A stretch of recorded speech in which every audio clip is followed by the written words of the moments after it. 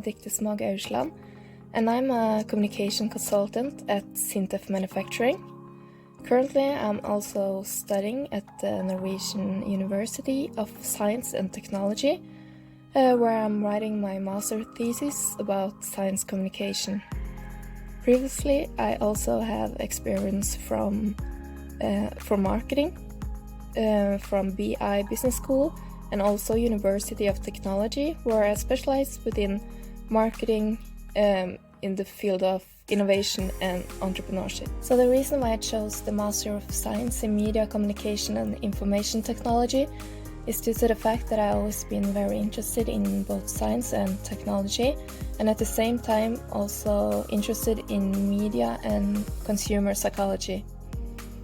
In our highly digital times, I believe it's imperative to be aware of media's role in society and how it could potentially affect our daily lives, and that we as users, especially within the field of science, have a responsibility of how we contribute to it.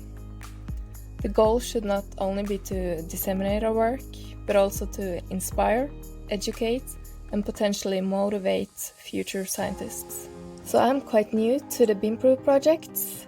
I'm really excited to have the opportunity to join such a fantastic team in the late stages or final phases of the project.